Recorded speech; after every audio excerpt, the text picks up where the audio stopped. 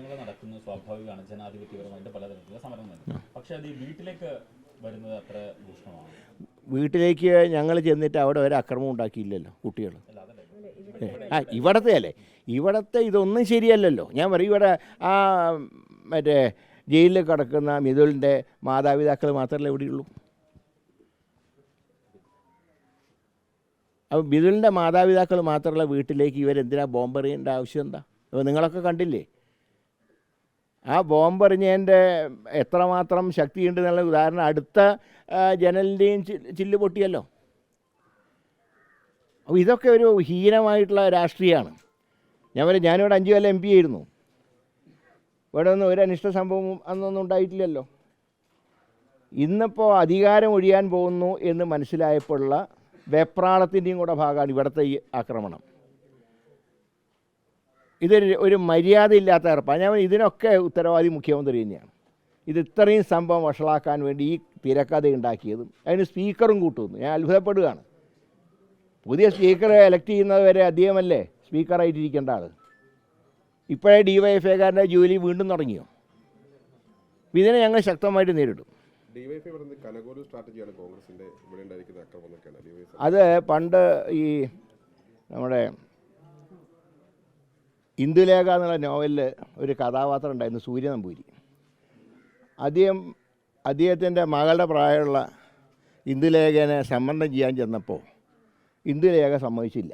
അപ്പോൾ അന്ന് സൂര്യ നമ്പൂരി പറഞ്ഞു, ഇതൊക്കെ ഇംഗ്ലീഷ് പഠിച്ചതിൻ്റെ കുഴപ്പമാണ്. അതുപോലെ ഇപ്പോൾ എന്തുണ്ടെങ്കിലും കനകോലുമാണ് കുഴപ്പം. ഞാൻ ചോദിക്കുന്നത്, വീണ ജോർജിനെ മറ്റേ ഈ കഥയുണ്ടാക്കിയത് മുഖ്യമന്ത്രിയല്ലേ? അതിൽ കനകോലുവിന് എന്താ പങ്കുള്ളത്?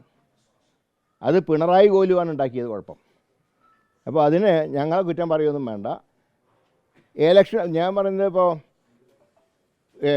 LDFിലെ രണ്ടാമത്തെ ഘടകകക്ഷിയായിട്ടുള്ള CPIക്കാരും ഇപ്പോൾ വേറെ കോലുവിനെയും കൊണ്ട് വരുന്നുണ്ടല്ലോ ഇതുപോലെ റിപ്പോർട്ടുണ്ടാക്കാൻ. ഇതൊക്കെ ഇലക്ഷൻ കാലത്ത് എല്ലാവരും ചെയ്യുന്നതാണ്.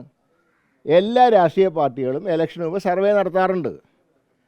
അത് കോൺഗ്രസിൻ്റെ ആളായിട്ട് കനകോല് വന്നു എന്നുള്ള വ്യത്യാസം മാത്രമേ ഉള്ളൂ.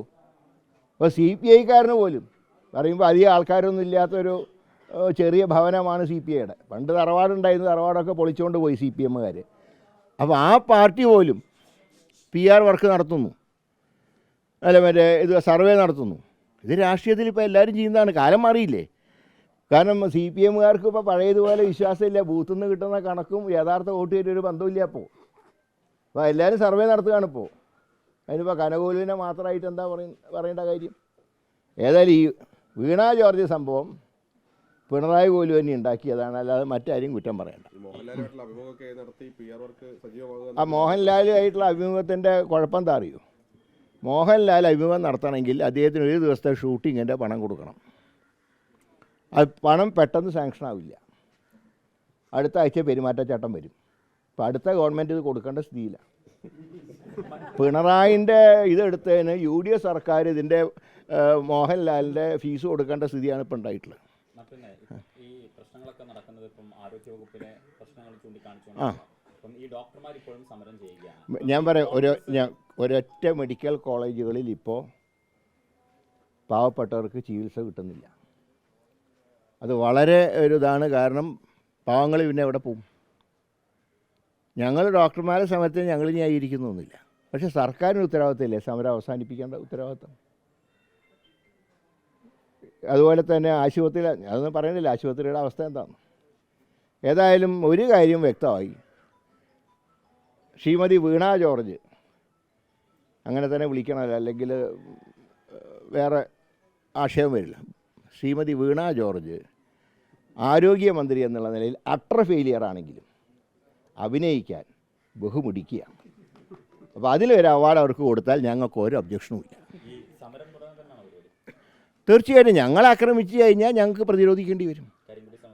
കരിങ്കൊടി കാണിക്കുക. അവർ പെരുമാറ്റച്ചട്ടം വരുന്ന ആ നിമിഷം വരെ മന്ത്രി പങ്കെടുക്കുന്ന ഔദ്യോഗിക ചടങ്ങുകളിൽ പാർട്ടിയുടെ വക ഒന്നുകിൽ പോഷക സംഘടനകളായിരിക്കും, അല്ലെങ്കിൽ പാർട്ടിയുടെ നേതൃത്വങ്ങളായിരിക്കും. അവരുടെ നേതൃത്വത്തിൽ പ്രതിഷേധം ഉണ്ടാവും. കരിങ്കൊടിയെ കാണിക്കുള്ളൂ, മറ്റു കുഴപ്പമൊന്നും ഉണ്ടാവില്ല.